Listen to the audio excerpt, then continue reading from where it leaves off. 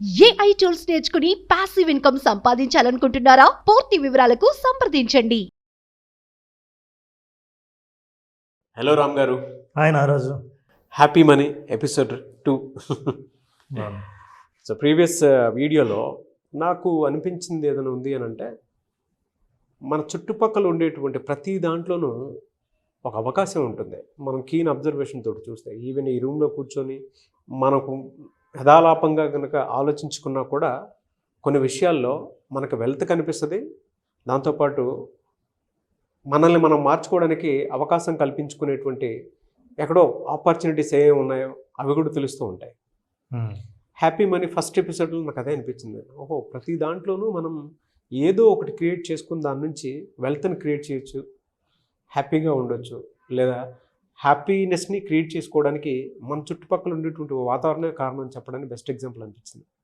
So episode 2లో ఏం చెప్తున్నారు?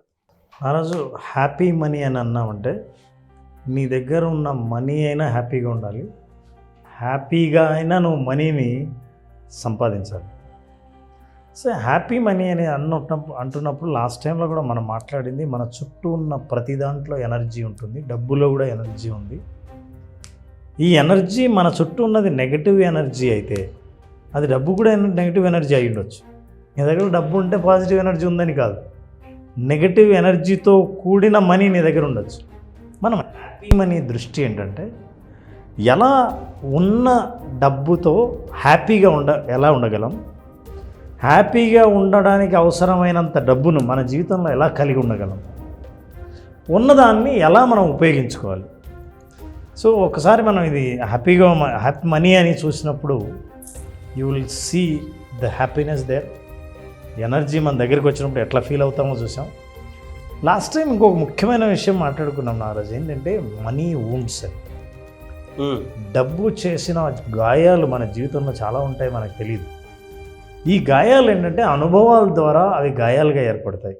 గాయం గుర్తొచ్చిన ప్రతిసారి బాధ గుర్తొస్తుంది, బాధ గుర్తొచ్చిన ప్రతిసారి నెగిటివ్ ఎనర్జీ ఉంటుంది. మీ డబ్బుతో గనక, డబ్బుకు సంబంధించిన ఆర్థిక వ్యవహారాలకు సంబంధించినవి మీ మనీ వూండ్స్తో, నొప్పితో, బాధతో కూడిన జ్ఞాపకాలు అయితే మీరు ఎప్పుడు డబ్బు గురించి ఆలోచించినా ఆ నెగిటివ్ ఎనర్జీతోనే ఆలోచిస్తారు అన్న విషయం మనం తెలుసుకోవాలి. అయితే ఈ మనీ వూండ్స్ ఏం చేస్తాయంటే, వూండ్స్గా మిగలవు.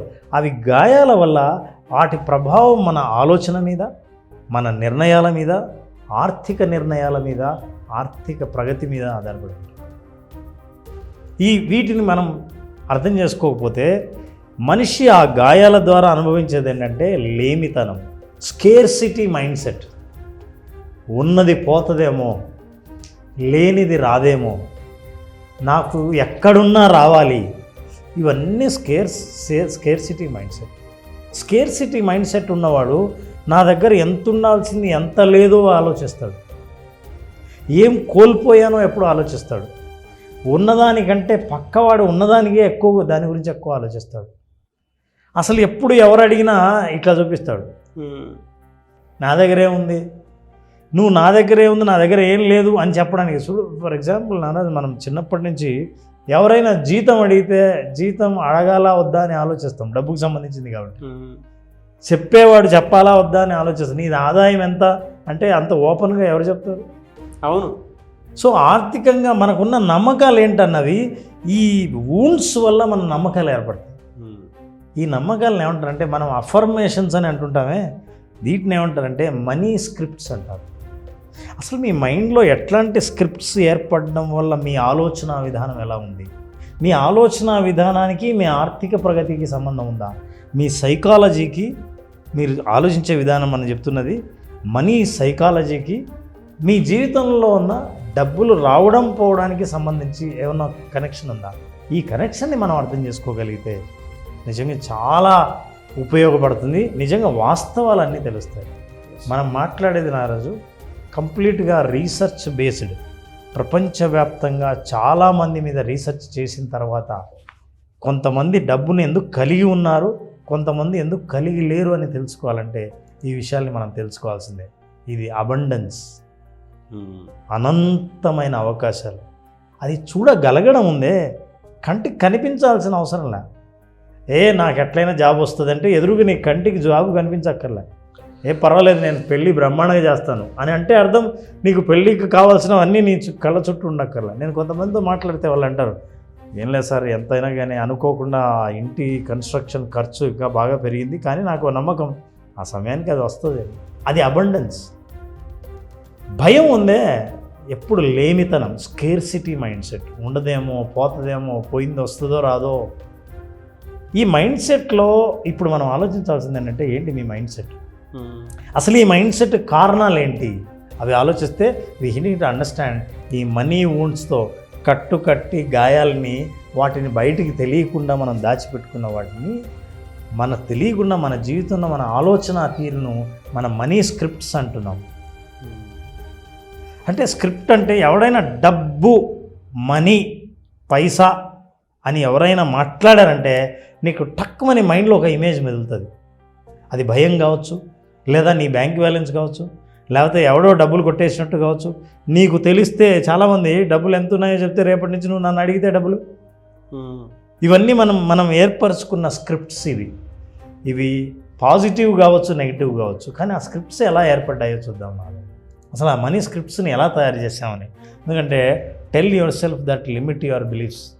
ఏంటి మనీ స్క్రిప్ట్స్ అంటే, నువ్వు ఏదైతే నీ కోసం, నీ గురించి నీతో నువ్వు మాట్లాడతావో, డబ్బు అన్న విషయం చర్చకు రాగానే నీతో ఏది మాట్లాడతావో అవే నీ నమ్మకాలు.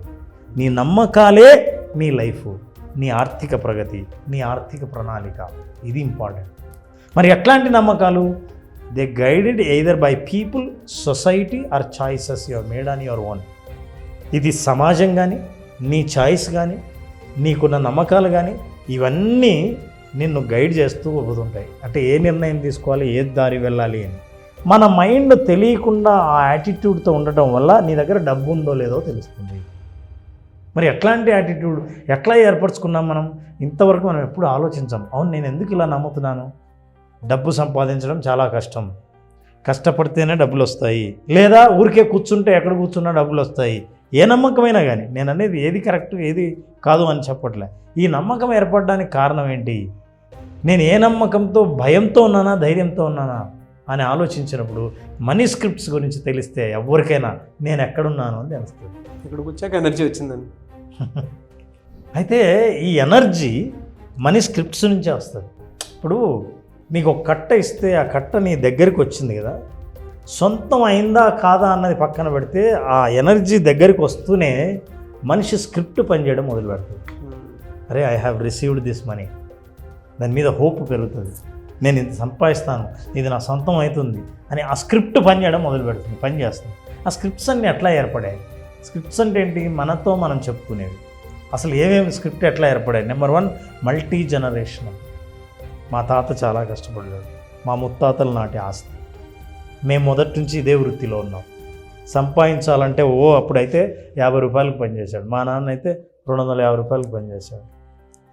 నేను వచ్చేసరికి ఇప్పుడు నాకు ఇంత శాలరీ ఉంది. అంటే డబ్బు గురించిన నమ్మకాలు జనరేషన్స్గా ఏర్పడుతుంటాయి. ఈరోజు మీ నమ్మకాల గురించి ఆలోచించండి. మీకు వచ్చిన నమ్మకాలు ఇప్పుడు నేను చూపించబోయే విషయాల్లో ఎక్కడి నుంచి మీ నమ్మకం పుట్టిందో, దానికి గల కారణం ఏంటో, ఆ రూట్ కాజ్ ఏంటో మీరు ఆలోచించగలిగితే ఆ నమ్మకాన్ని మనకు అనుకూలంగా ఎలా మార్చుకోవాలో మనం తెలుసుకుంటాం మన ప్రోగ్రాం. సో ఇది మల్టీ జనరేషనల్. రెండోది చైల్డ్హుడ్. చిన్నప్పుడు అమ్మా నాన్న ఎప్పుడు మాట్లాడినా సరే డబ్బు గురించి కొట్లాడుకోవడమే. నేను ఏదైనా మా నాన్న డబ్బు అడగాలంటే భయం. చూడండి, నేను ఏది చెప్పాలని, మార్కుల గురించి చెప్పాలంటే భయం లేదు, డబ్బుల గురించి అడగాలంటే భయం. అంటే భయపెట్టేది డబ్బులు. ఎవరినైనా అడగాలంటే జాగ్రత్తగా ఉండాలి, నాన్నను మాత్రం అడగకూడదు, వాళ్ళకు డబ్బులు చాలా కష్టంగా ఉంటాయి. ఇవన్నీ చైల్డ్హుడ్లో ఎన్నో ఇబ్బందులు పడి ఉంటాం. మా ఇంట్లో అప్పుల పాలై మేము ఇల్లు మారి, ఇవన్నీ నా అనుభవాలన్నీ చైల్డ్హుడ్లో డబ్బుల వల్లే అయినాయి అని ఆ మనీకి సంబంధించినవి చిన్నతనంలో మీరు ఏర్పరచుకున్నవి. మీ చేతిలో ఎవరు మీకు పాకెట్ మనీ ఎంత ఇచ్చేవాళ్ళు, ఎలా ఇచ్చేవాళ్ళు, వీటన్నిటిని మీ నమ్మకాలు ఏర్పడడానికి కారణం చైల్డ్హుడ్డే కాదు, నాన్న సబ్కాన్షియస్. వీటన్నిటిని మనకు తెలియకుండానే వద్దులే ఎందుకు అంత అయితే కాస్ట్, పోనీ ఇది తక్కువ ఏదైందమ్మా, చీప్గా ఏదని చెప్పు, ఇది సబ్కాన్షియస్, మనకు తెలియకుండా మనం మాట్లాడే. అవును అవును వస్తువు చూస్తూనే రేట్ ట్యాగ్ చూస్తాం. Sub conscious. అరే నాకు నచ్చిందే ఇక్కడ ఉందే అంటే అయితే తీసుకో, రేటు చూస్తా. చూసిన తర్వాత నా స్క్రిప్ట్ ఏం చెప్తుందంటే ఇప్పుడు వద్దులే రాదు, తర్వాత చూద్దాం. సబ్ కాన్షియస్గా ఏర్పడినవి.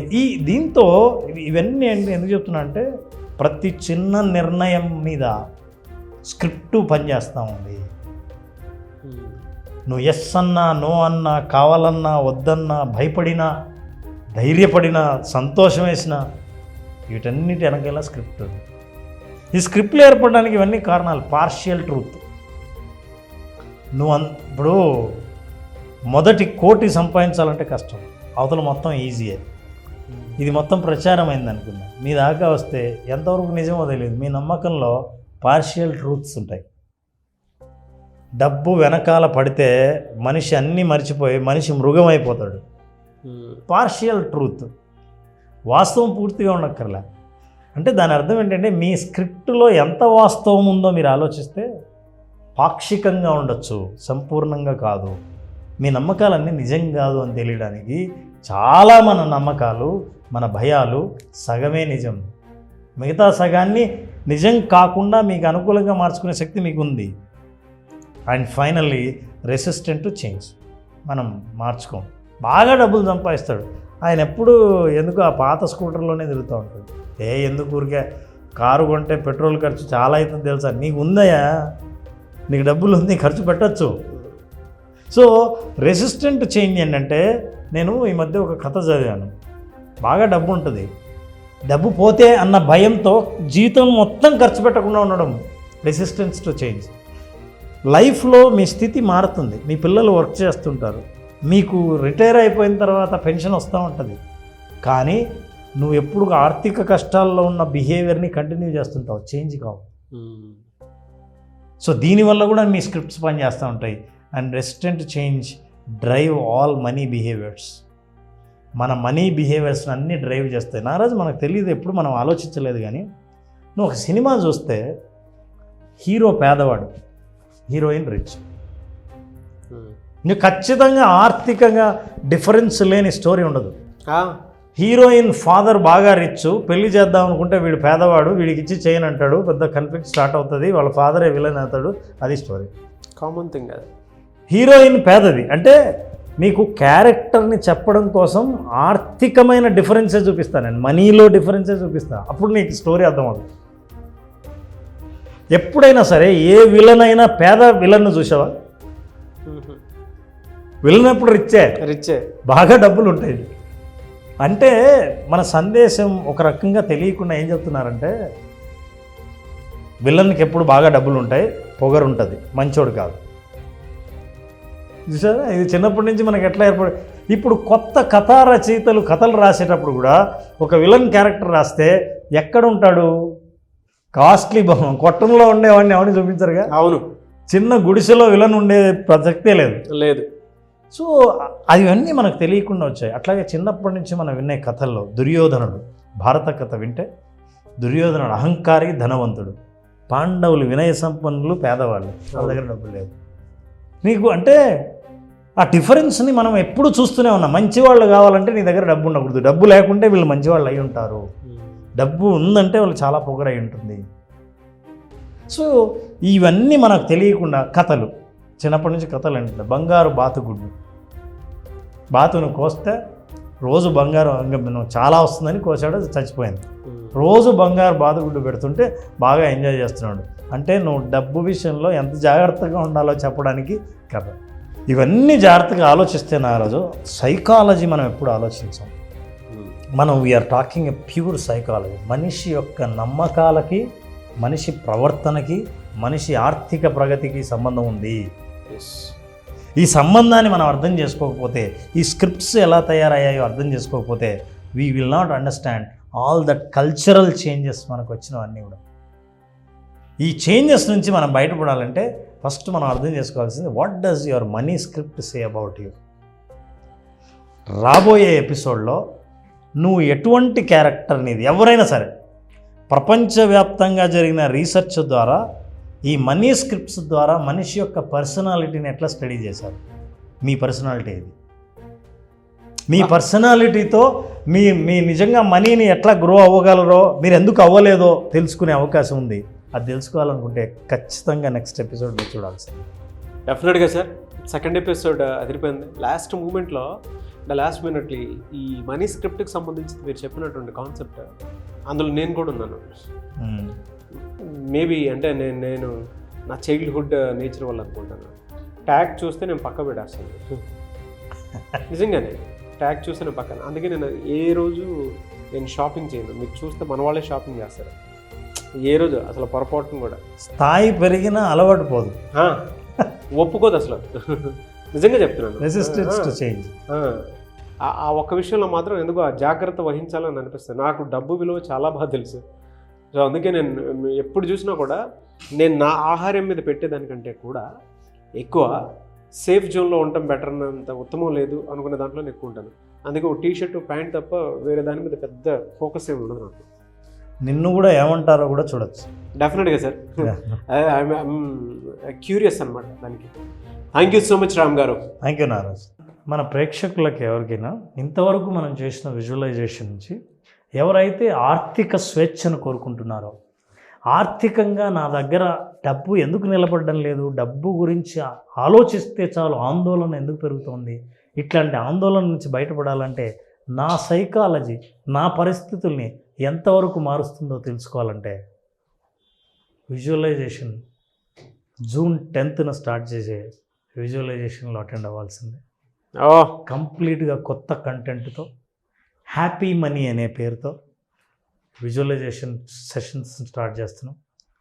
5 రోజుల పాటు జరిగే ఈ సెషన్లో మనిషి యొక్క నమ్మకాలు ఎక్కడ బలహీనంగా ఉన్నాయి, ఎక్కడ బలంగా ఉన్నాయని ఒక టెస్ట్ ద్వారా వాళ్ళే అర్థం చేసుకునే మనం ఒక ప్రాసెస్ని మొదలుపెట్టి చివరికి ఆర్థికంగా బలంగా వాళ్ళ నమ్మకాలను ఏర్పాటు చేసుకునేటట్టుగా ఈ కోర్సులో వాళ్ళని తయారు చేయడం జరుగుతుంది.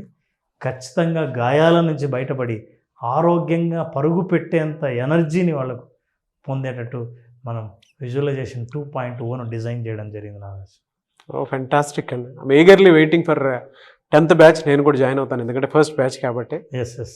Thank you sir. Thank you so much Ram గారు. Thank you Nagesh. Thank you. Suman టీవీలో మీ పర్సనల్ అండ్ బిజినెస్ ప్రమోషన్స్ కోసం కింది నెంబర్కి కాంటాక్ట్ చేయండి.